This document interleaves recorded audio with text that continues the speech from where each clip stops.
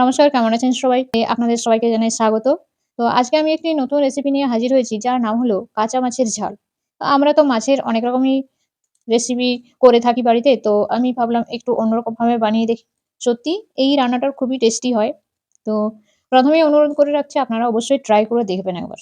এই রেসিপিটি বানাবার জন্য যা লাগছে তা হলো রুই মাছের কিংবা কাতলা মাছের পেটি নেবেন। তো আমি এখানে নিয়েছি ৪ পিস।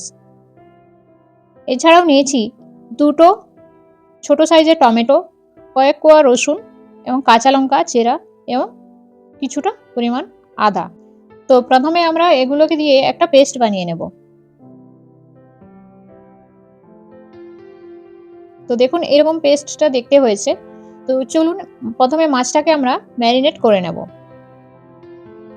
তো ১ম এ মাছটা নিয়ে নিলাম একটা জায়গায়। এরপর নিয়ে নিচ্ছি সামান্য পরিমাণে হলুদ। এরপর নিচ্ছি ঝালের জন্য লঙ্কা গুঁড়ো। যে যেরকম ঝাল খেতে চান সেভাবে দেবেন। নিয়ে নিচ্ছি ধনে গুঁড়ো এবং নিয়ে নিলাম জিরে গুঁড়ো। আর টেস্ট অনুযায়ী লবণ। এছাড়া যে পেস্টটা বানিয়ে রেখেছিলাম সেটা এবার দিয়ে দিচ্ছি।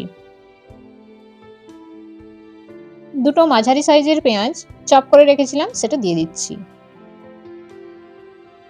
এরপর দিয়ে দিচ্ছি সরিষার তেল। এছাড়া দিয়ে দিচ্ছি ভিনিগার। ভিনিগারটা দেওয়ার কারণ আছে, ভিনিগার দিলে মাছের যে একটা স্মেল হয় সেই স্মেলটা কিন্তু আর পাওয়া যাবে না। মাছ কিংবা মাংস যাই রান্না করুন না কেন, কারো যদি ওই গন্ধটা খারাপ লাগে তো সেক্ষেত্রে আপনারা ভিনিগার ব্যবহার করতে পারেন। তো আমি এটা মাখিয়ে নিয়েছিলাম এবং ১০ মিনিটের জন্য রেস্টে রেখেছিলাম।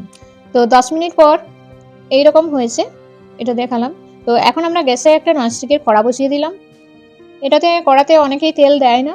তো আমি সামান্য পরিমাণে তেল দিলাম যাতে মাছটা নিচে লেগে না যায়। তো তেলটাকে ভালোভাবে পুরো কড়ার মধ্যে একটু বুলিয়ে নিলাম।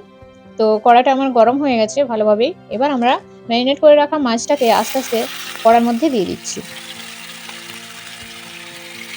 এই রান্নাটা করার সময় কিন্তু লো টু মিডিয়াম গ্যাসের হিট রাখবেন। গ্যাস কখনোই ফুল ফ্লেমে দেবেন না। মশলাটাও দিয়ে দিলাম এবং জায়গাটা ধুয়ে সামান্য পরিমাণে জল দিয়ে দিলাম। এই জলে মাছটা এবার সেদ্ধ হবে এবং কষানো হবে।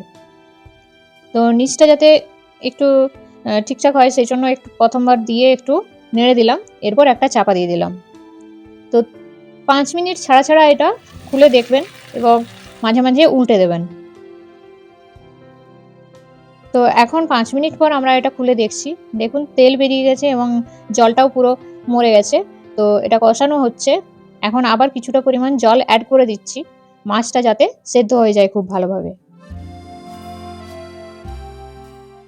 তো জলটা দিয়ে মাছগুলো হালকাভাবে নেড়ে আবার চাপা দিয়ে দেবো এটা।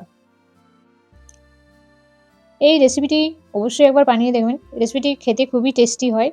মানে এই কাঁচা মাছের ঝাল দিয়ে ১ থালা গরম ভাত নিমেষেই উড়ে যাবে। তো ওটা নেড়ে চাপা দিয়ে দিলাম। আবার ৫ মিনিট পর আমরা খুলে দেখছি। দেখুন তেল কিন্তু ছাড়ছে এবং আ মাছের ঝালের কিন্তু কালারও চলে এসেছিল।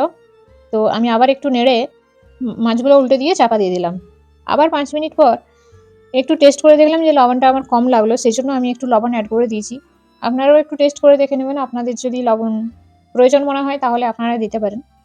তো আমার মাছের রেসিপি কিন্তু একদম রেডি দেখুন। একদম গ্রেভিটাও ঠিকঠাক হয়েছে।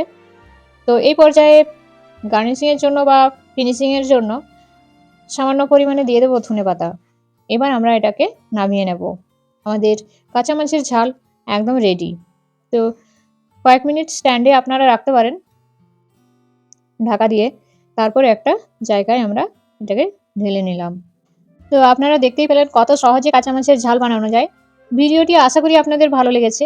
যদি ভালো লেগে থাকে কমেন্টে অবশ্যই জানাবেন এবং ভিডিওটি পুরো দেখার জন্য আপনাদের অশেষ ধন্যবাদ। ভালো থাকবেন, সুস্থ থাকবেন।